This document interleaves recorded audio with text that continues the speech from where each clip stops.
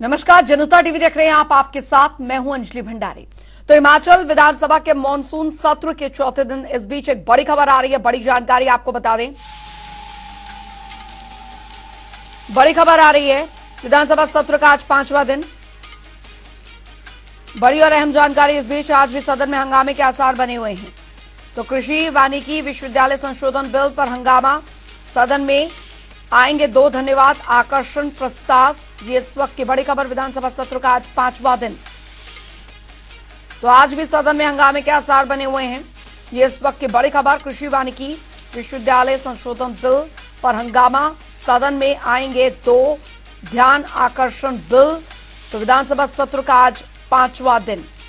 बड़ी खबर, हिमाचल विधानसभा मॉनसून सत्र का आज 5वां दिन है। हंगामे के आसार आज भी बने हुए हैं। कृषि वानिकी विश्वविद्यालय संशोधन बिल पर हंगामा, सदन में आएंगे 2 ध्यानाकर्षण प्रस्ताव।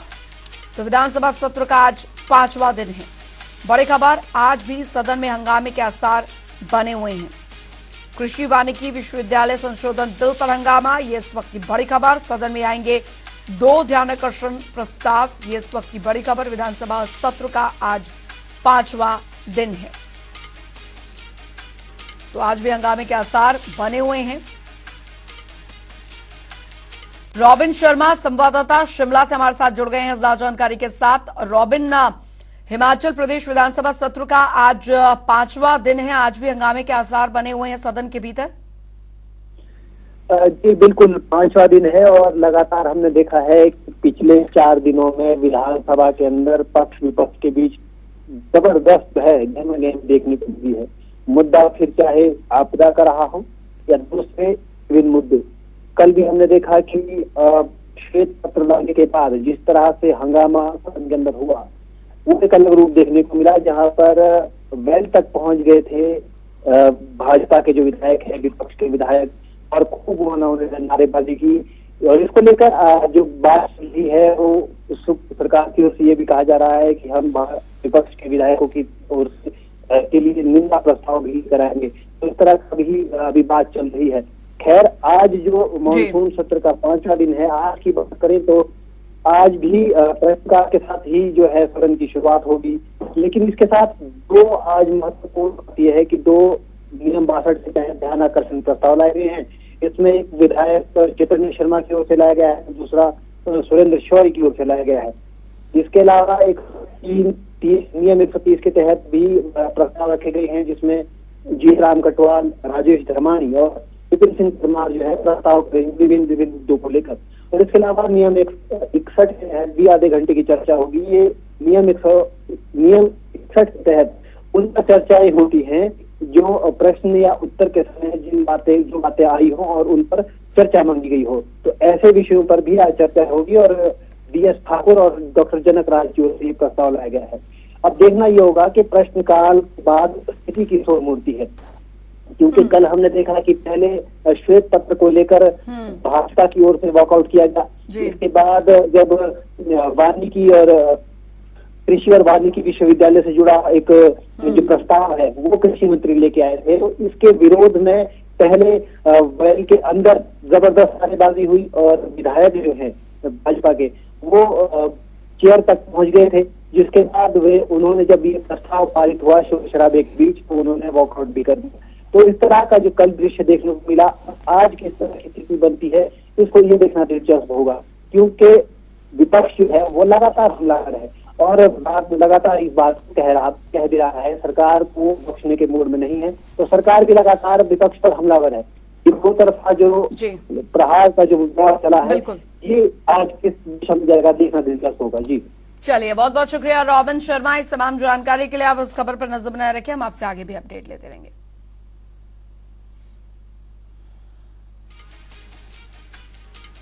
तो सदन में आएंगे 2 ध्यानाकर्षण प्रस्ताव, आज भी हंगामे के आसार बने हुए हैं।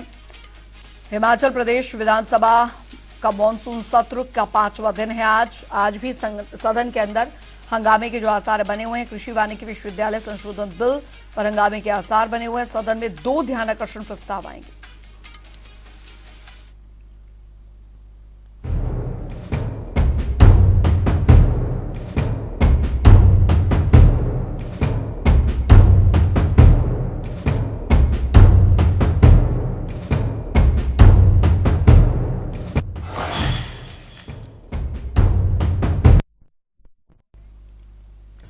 हिमाचल विधानसभा के मानसून सत्र के चौथे दिन डिप्टी सीएम ने प्रदेश की वित्तीय स्थिति को लेकर सदन में आंकड़ा पेश किया। इस दौरान उन्होंने बताया कि प्रदेश के हर व्यक्ति पर आज 1 लाख से भी ज्यादा का कर्ज है। पिछली सरकार ने प्रदेश को कर्ज में डुबोया। चौथे दिन सदन में कैसा रहा, देखिए रिपोर्ट। कभी वॉकआउट, कभी नारेबाजी, श्वेत पत्र किया जारी, सदन में हुआ हंगामा भारी।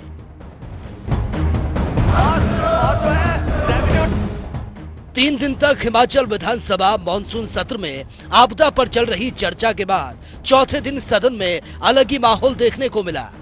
शांत रहने वाले हिमाचल प्रदेश की विधानसभा में एक बार ही नहीं बल्कि कई बार हंगामा हुआ। कभी विपक्ष ने नारेबाजी की तो कभी वॉकआउट। यहाँ तक कि सदन में विपक्ष ने पहली बार स्पीकर वैली में जाकर जमकर नारेबाजी की।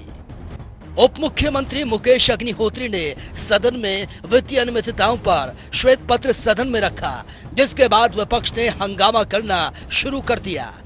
विपक्ष के सदस्य पहले ही अपनी कुर्सी पर नारेबाजी करते रहे, उसके बाद वेल में आकर नारेबाजी करना शुरू कर दिया। नारेबाजी के बीच अध्यक्ष कुलदीप पठानिया ने उप मुख्यमंत्री मुकेश अग्निहोत्री को अपनी बात रखने की मंजूरी दी, लेकिन विपक्ष की तरफ से नारेबाजी बंद नहीं हुई।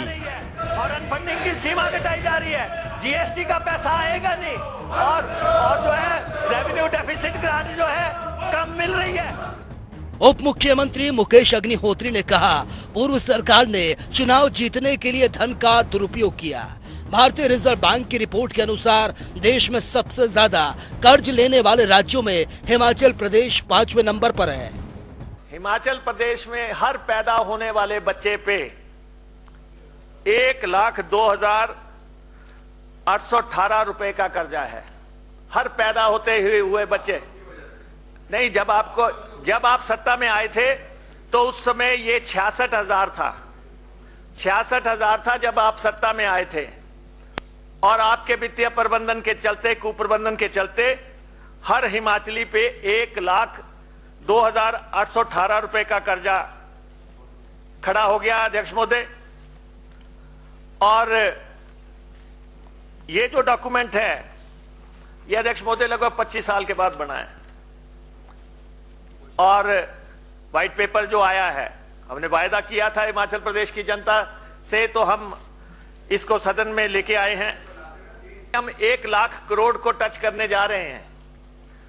और अध्यक्ष महोदय, जो 22-23 कंप्लीट हुआ है उसमें कर्ज की देनदारियां 76,631 पे पहुंच गई हैं, जो इनकी प्रोजेक्शंस थी। और अध्यक्ष महोदय, सबसे अफसोसजनक पहलू यह है कि जो पिछला साल था, जो चुनाव लड़ने का साल था, उस साल में जो वित्तीय प्रबंधन जो जिस तरीके से किया गया, अध्यक्ष महोदय, ऐसा कभी भी नहीं हुआ। सारा संतुलन तब बिगड़ा जब चुनाव आए और 16,261 रुपए की उधारी जुटाई गई। चुनाव जीतने के लिए जो है 16,261 रुपए की आखिरी साल में उधार जो है जुटाया गया। रणधीर जी, आपको मौका मिलेगा, आप जरूर बात करना, आप वरिष्ठ सदस्य हैं। और सबसे अहम मसला अध्यक्ष महोदय ये है कि कर्ज की देनदारियां तो जो हैं ही 76,630 करोड़ रुपए की। चुनाव जीतने के लिए इन्होंने एक और पहलू किया, 10,600 करोड़ रुपए के वेतन और संशोधन महंगाई भत्ते का इन्होंने ऐलान कर दिया। सरकार का बजट फिर भी हार गए, फिर भी सत्ता में नहीं आ सके। 12,261 रुपए।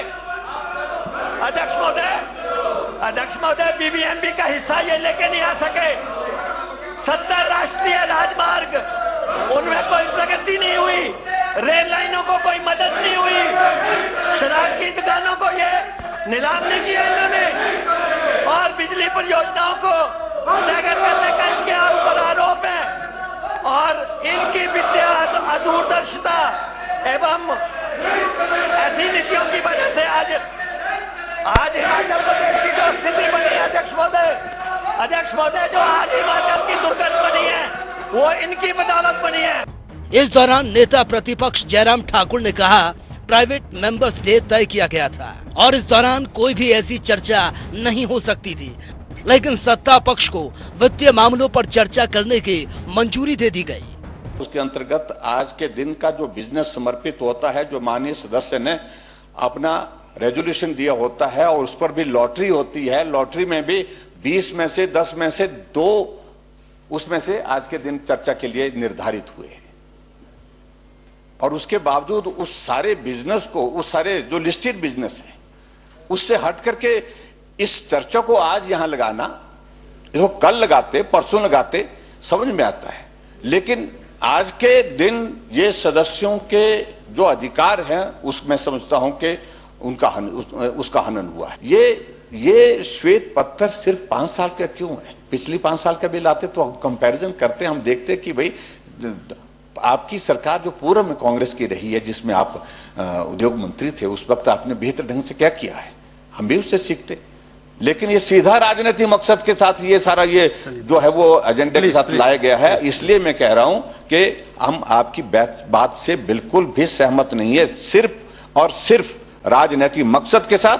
और उसके बाद ये भी मैं कहना चाह रहा हूं कि हमारी सरकार थी जब काम हो रहे थे, सड़क का काम हो रहा था, पुल का काम हो रहा था, आप बोल रहे कि लोन लेते, आप क्या लोन के बिना चल पाएंगे क्या? आप लोन के बिना चल पाएंगे क्या? आप बिना लोन के चलाइए ना सरकार। प्लीज 8 महीने में 8,000 करोड़ ले चुके हैं आप लोग। जिसके बाद एक बार फिर से डिप्टी सीएम पिछली सरकार पर आरोप लगाते हुए कहा इन्वेस्टर मीट में 26 करोड़ का तंबू लगाया गया और 6 करोड़ के फुलके खा गए, बसों का किराया नहीं दिया। 1420 करोड़ आपके इसमें का नहीं आया, 1420 करोड़ रुपया नहीं आया। मंडी हवाई अड्डे का 1000 करोड़ नहीं आया। 400 करोड़ रुपया जो है कांगड़ा हवाई पट्टी का नहीं आया। ज्वालामुखी का 20 करोड़ नहीं आया। कब आएगा? कब पैसा आएगा? ये आप थे। डबल इंजन क्रैश कैसे हुआ? डबल इंजन क्रैश कैसे हुआ? ये उसकी कहानी है। ये उसकी कहानी है। डबल इंजन कैसे क्रैश हुआ? आपने इन्वेस्टर मीट की, आपने कर रहे हैं हम इन्वेस्टर मीट आपने की। 96,000 करोड़ रुपए की आपने कहा इन्वेस्टमेंट आ गई। कौन सी इन्वेस्टमेंट आई? आपने वहां पे 26 करोड़ रुपए का तंबू लगा दिया। 26 करोड़ रुपए का तंबू लगा दिया। अध्यक्ष महोदय 26 करोड़ रुपए का तंबू लगा दिया। 7 करोड़ रुपए के फुलके खा गए। बसों का किराया दिया नहीं। और फिर सुनना नहीं चाहते। 18 सितंबर से मॉनसून का सत्र जारी है।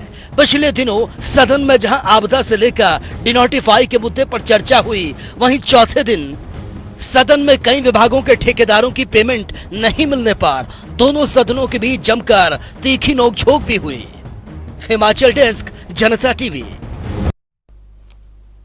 उधर आपको बता दें कि विधानसभा में मानसून सत्र के दौरान सरकार की ओर से मुख्यमंत्री सुखविंदर सिंह सुक्खू ने सदन में संकल्प प्रस्ताव लाया और इसमें प्रदेश में आई आपदा को राष्ट्रीय आपदा घोषित करने और केंद्र से 12,000 करोड़ की आर्थिक सहायता की मांग की गई।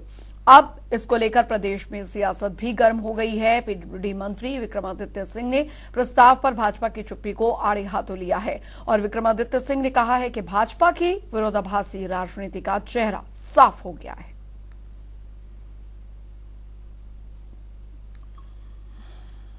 देखिए, मुझे भी पिछले 9 महीने इस विभाग के मंत्री के रूप में हो गए हैं और हम लगातार प्रदेश के विभिन्न क्षेत्रों का दौरा कर रहे हैं, विभिन्न डिविजन्स का दौरा कर रहे हैं, वहां पे जो विकास कार्य चल रहे हैं उसका निरीक्षण भी कर रहे हैं और जो पेमेंट्स होनी है डिपार्टमेंट द्वारा उसको करवाया भी जा रहा है, इसमें कोई दो राय नहीं है। मगर ये भी देखने की आवश्यकता है कि कई ऐसे डिविजन्स प्रदेश के अंदर भाजपा के समय के है जहां पर 30-30 करोड़ की, 35-35 करोड़ की लायबिलिटियां हैं। क्या कार्य उस समय हुआ? फॉर एग्जाम्पल रोडू निर्वाचन क्षेत्र, फॉर एग्जाम्पल सिराज निर्वाचन क्षेत्र, यहाँ पे 2 सब डिविजन्स हैं। ऐसे क्या काम उन्होंने पिछले 5 साल में करवा दिए कि 35-35, 40-40 करोड़ की लायबिलिटियां उनकी डिविजन्स में है। उसका पूरा चिट्ठा जयराम जी को लेके आना चाहिए कि उन्होंने क्या काम अपने सरकार के समय में किए, क्या बंदर बांट उस समय हुई। मैंने पिछले विधानसभा में भी कहा और ऑन रिकॉर्ड कर रहा हूं। तो जैसे जैसे लोकसभा चुनाव नजदीक आते जा रहे हैं वैसे वैसे अब राजनीतिक पार्टियों के नेता भी सक्रिय हो गए हैं और लगातार नेताओं के दौरे शुरू हो गए हैं। आज बीजेपी अध्यक्ष राजीव बिंदल ने नालागढ़ के नंगल में एक जनसभा का आयोजन किया और जनसभा में भाजपा के प्रदेश अध्यक्ष राजीव बिंदल ने बतौर मुख्य अतिथि शिरकत कर लोगों को संबोधित भी किया और वे कार्यकर्ताओं में जोश भरते हुए यहां नजर आए।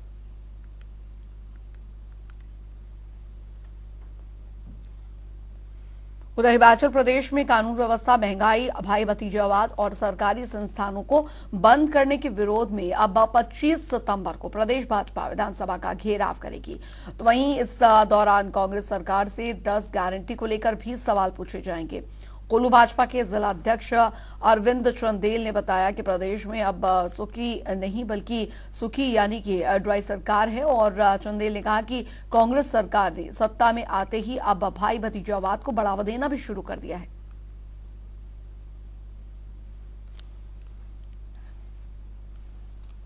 उधर देश की लोकसभा में महिला आरक्षण विधेयक को मंजूरी मिलने पर महिलाओं ने जहां पर खुशी व्यक्त की है, अब महिलाओं ने पीएम नरेंद्र मोदी का आभार व्यक्त किया है। कुल्लू के मुख्यालय ढालपुर में दरअसल कुल्लू भाजपा महिला मोर्चा ने खुशी व्यक्त की और कहा कि इससे अब देश भर में महिलाओं का सम्मान बढ़ा है।